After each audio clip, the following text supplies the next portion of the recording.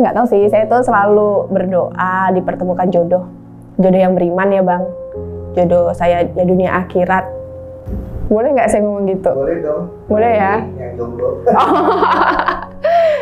Ketika ibu saya waktu itu terakhir mau meninggal, yaitu saya pernah bilang kalau beliau ingin masuk Islam lagi gitu. Cuman ya itu saya bilang waktu itu, saat itu saya mungkin ego ya, dengan usia saya yang masih belum matang, mungkin saya egois, jadi saya kayak ngelarang ibu saya untuk masuk Islam, dan itu hal yang bikin penyesalan dalam diri saya sampai sekarang gitu bang. Banyak hal yang kayak dia dengar suara azan, kayak terketuk hatinya, tapi waktu itu saya nggak mikir sampai kayak gitu. Yang saya pikirkan nanti kita malu kalau mami itu pindah-pindah agama. Saya waktu itu mikirkan seperti itu. Kayak Tuhan itu, Allah itu bukan ada di Mekah, bukan ada di tempat-tempat ibadah. Tapi kalau kamu mau mencari Allah, itu ada di hatimu. Saya tuh mau syahadat tuh, hari itu tuh hari yang saya tunggu-tunggu. Jadi ketika saya udah syahadat, saya merasa kayak, akhirnya syahadat juga, akhirnya selesai juga hal yang selama ini saya cari, hal yang selama ini saya dapatkan, kayak gitu bang.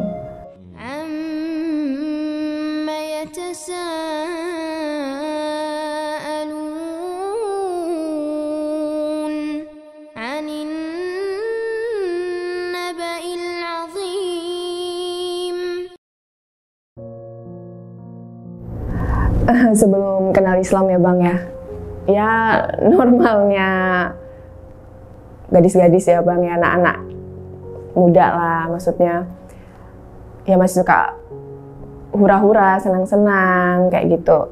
Ya kehidupan saya sih sebelum mengenal Islam ya kayak gitu sih bang, maksudnya pergaulannya juga, cuman memang saya bukan pergaulan yang aneh-aneh sih, enggak, cuman ya masih suka nongkrong dan segala macam ya, layaknya pergaulan anak muda lah, seperti itu.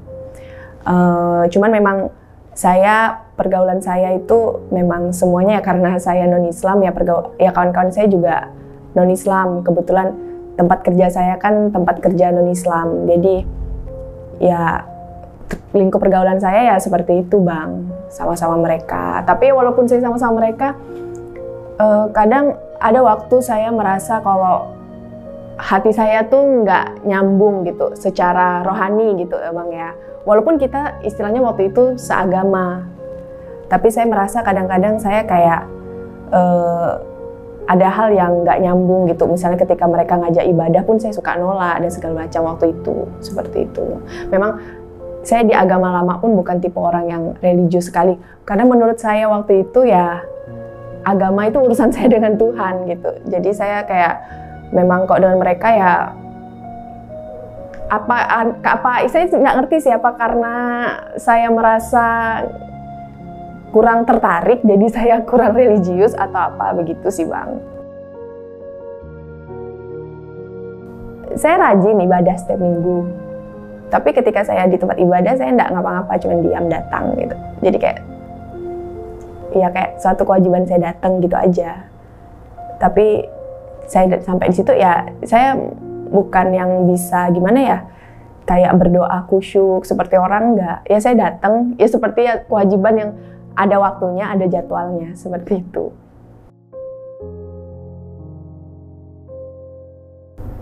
Terus ketika ibu saya waktu itu terakhir mau meninggal, yaitu saya pernah bilang kalau beliau ingin masuk Islam lagi gitu. Cuman ya itu saya bilang waktu itu, saat itu saya mungkin ego ya, dengan usia saya yang masih belum matang, mungkin saya egois, jadi saya kayak ngelarang ibu saya untuk masuk Islam, dan itu hal yang bikin penyesalan dalam diri saya sampai sekarang gitu bang. Ketika saya waktu itu hanya mikir karena saya nggak mau orang tuh melihat ibu saya pindah-pindah agama, gitu aja pemikiran saya waktu itu saat umur saya seperti waktu saya umur itu, tanpa saya tahu kalau ya ini keinginan orang tua ini. Dan sebelum ibu saya ngomong mau kembali ke Islam lagi pun ibu saya udah cerita kayak banyak hal yang beliau temuin gitu Bang. Seperti kayak banyak hal yang kayak dia dengar suara azan, kayak terketuk hatinya. Tapi waktu itu saya nggak mikir sampai kayak gitu. Yang saya pikirkan nanti kita malu kalau mami itu pindah-pindah agama. Saya waktu itu mikirkan seperti itu. Saya waktu itu kayak pemikiran saya cuma sempit doang, hanya karena mikir apa ya, tanggapan orang. Saya nggak mikir perasaan ibu saya seperti apa dan bagaimana. Jadi ketika ibu saya udah meninggal, waktu itu saya merasa saya sendiri kan Bang. Dan saya merasa saya nggak tahu saya harus bagaimana. Terutama dalam hal ibadah, dalam hal urusan rohani saya. Karena dari dulu saya simpel ya Bang mikirnya. Ketika ibu saya ada, ibu saya yang selalu berdoa untuk saya gitu kan. Jadi saya, istilahnya saya kerja oh tenang masih ada ibu saya yang mendoakan saya. Tapi ketika ibu saya nggak ada, saya bingung perkara masalah urusan rohani saya. Saya dengan Tuhan nggak dekat. Saya merasa itu waktu itu. Saya juga setelah itu jarang ibadah juga. Karena waktu ada ibu saya, ya ibu saya yang ajak untuk ibadah. Terus saya ada ngerasa kekosongan dalam diri saya. Dan kekosongan ini tuh bukan bisa diisi dengan waktu itu, agama saya waktu itu tuh dengan ibadah. Walaupun saya lakukan doa dan ibadah tuh, tapi bukan itu yang saya cari. Bukan itu yang bikin saya tenang, bukan itu yang bikin saya hal yang ingin saya dapatkan tuh bukan dari itu. Kemudian saya juga sulit tidur saat itu Bang. Saya sulit tidur, saya sulit tidur, dan saya udah nyoba berbagai macam musik lah. Dari musik klasik untuk bantu saya tidur. Tapi hal itu tuh nggak bikin saya tidur, hingga akhirnya di pencarian YouTube saya itu muncul ayat saya kurang lupa ya, kayak ayat kursi atau ayat apa gitu ya Bang ya. Pokoknya panjang, ada 1 jaman. Kemudian saya kayak terklik aja. Kemudian itu tuh tiba-tiba saya tertidur sampai itu sekitar 2 jaman ya. Maksudnya dia terputar terus sampai 2 jaman, dan kemudian saya tertidur dan pagi-pagi ya udah kok saya bisa tidur seperti itu waktu itu Bang. Jadi saya ngerasa kayak dari situ saya mulai mungkin ini yang saya cari. Akhirnya saya mulai dari situ saya mulai sering browsing tentang Islam, tentang bagaimana jadi mu'alaf, dan banyak sharing ke teman saya. Enggak sih banyak teman, maksudnya teman terdekat saya, dan mereka support saya kayak gitu. Terus saya banyak juga beli buku tentang Islam, seperti itu Bang. Suka dengan salah satu itu ya, Habib Hussein Hadar ya Bang. Mungkin karena pendekatan beliau tuh mudah dipahami gitu, menurut saya, dari perspektif saya. Kemudian saya beli bukunya beliau, judulnya tuh Tuhan Ada di Hatimu. Jadi saya beli buku beliau, saya baca. Kemudian saya juga subscribe YouTube-nya, saya nonton YouTube-nya. Dan itu yang membuat saya, ternyata Islam itu indah. Islam itu mudah. Sampai sekarang saya beranggapan bahwa Islam itu agama yang tidak pernah menuntut kita, tidak pernah menuntut kita untuk, gimana ya Bang ya? Kayak tidak memberatkan kita. Kayak Tuhan itu, Allah itu bukan ada di Mekah, bukan ada di tempat-tempat ibadah. Tapi kalau kamu mau mencari Allah, itu ada di hatimu. Dan itu yang saya pikir, iya sih, itu yang saya cari. Maksudnya, kita nggak perlu sibuk mencari kemanapun, tapi coba kita kayak pahami dulu perasaan kita seperti apa. Waktu itu saya kemudian saya ikutin ceramah-ceramahnya, pendekatan-pendekatannya.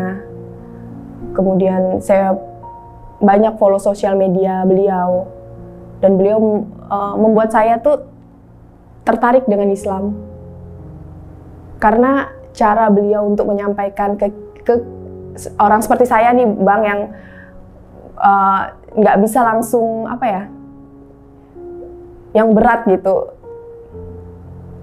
ya.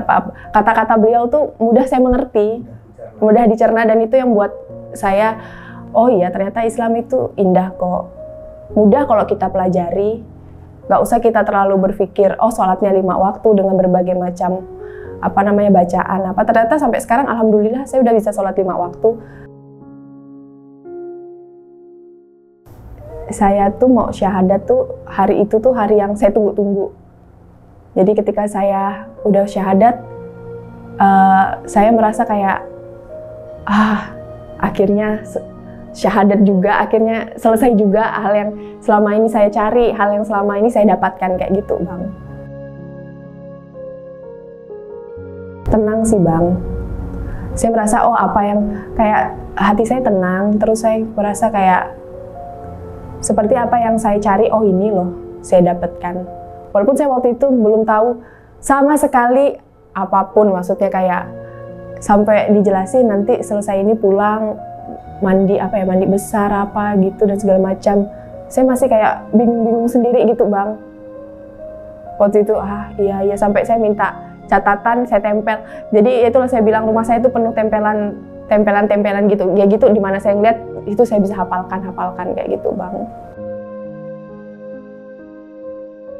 Saya sholat nih, jadi arah kiblat. Ya di depannya saya tempelin di dindingnya. Jadi ketika saya sholat kan waktu itu saya belum hafal, belum hafal sama sekali, saya nggak tahu, gitu kan Bang. Saya tahu gerakannya, cuman ya saya belum hafal. Jadi saya bacain itu, jadi saya catat Bang sampai berlembar-lembar.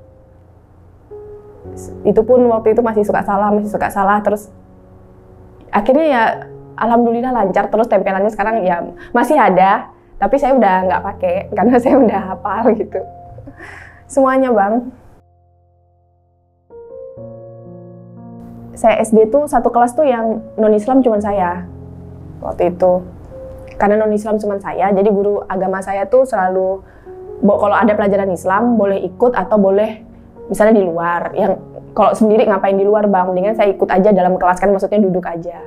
Jadi ketika saya duduk, guru agama saya itu kayak bertanya kepada mereka, kepada teman-teman saya, apa bedanya azan subuh dengan azan sholat yang lainnya.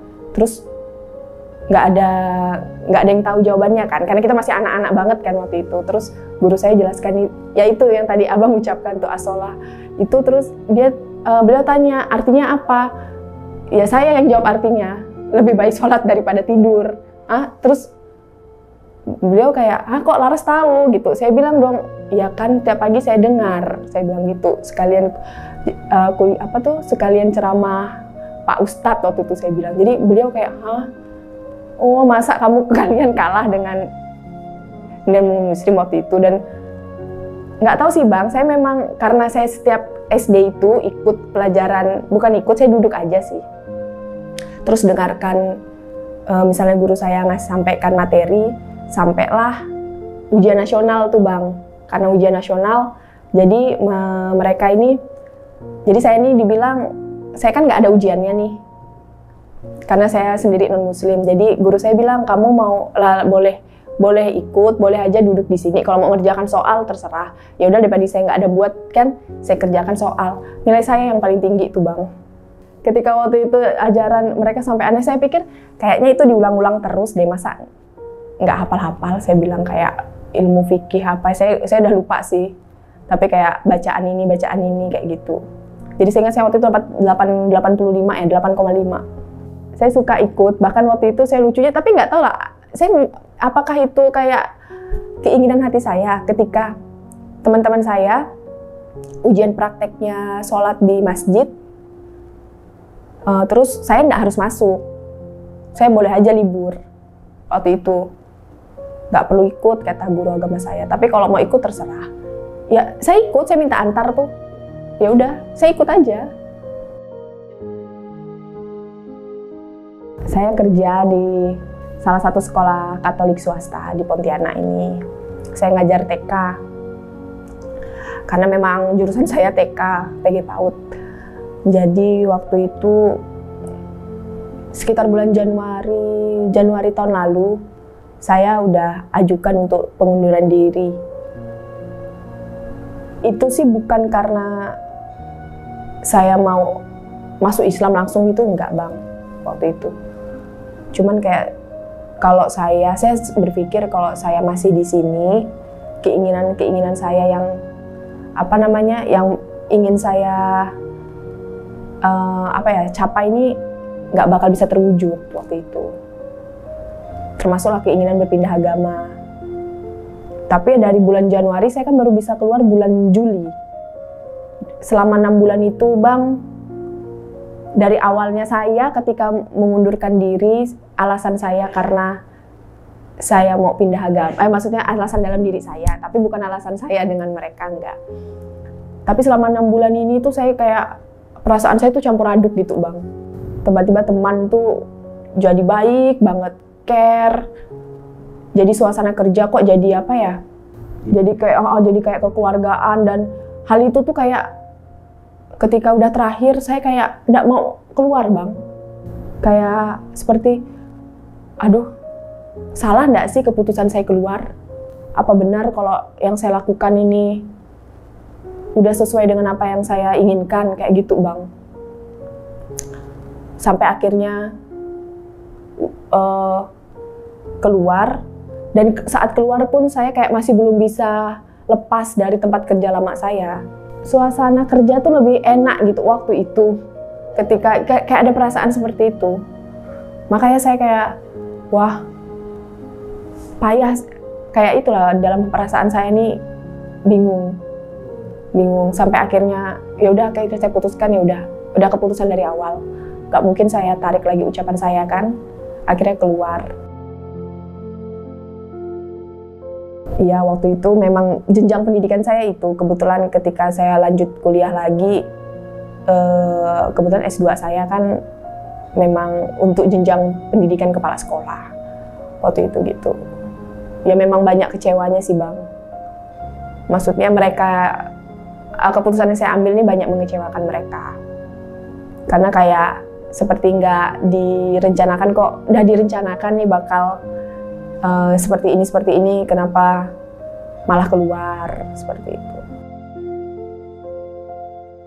Saya masih ngajar sih Bang, tapi ngajar les aja, jadi kayak ya freelance lah. Penghasilannya cukup? Ya alhamdulillah Bang. Ya ada masalah keuangan, masalah juga keluarga, dan segala macam. Setiap orang punya masalah dengan keluarganya masing-masing, pasti ada. Tapi ya masalah keluarga ini ya saya coba untuk perbaiki lah Bang.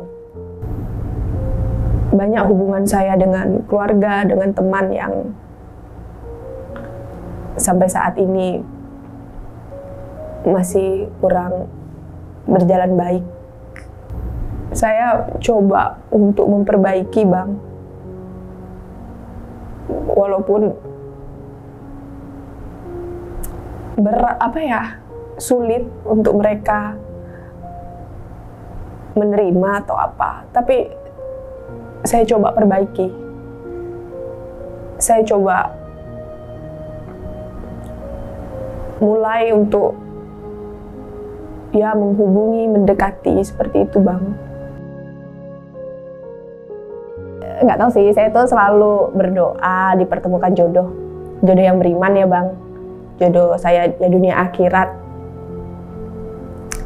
Jadi ya alhamdulillah lah, saya ada ketemu orang, dan orang itu juga satu pemikiran dengan saya.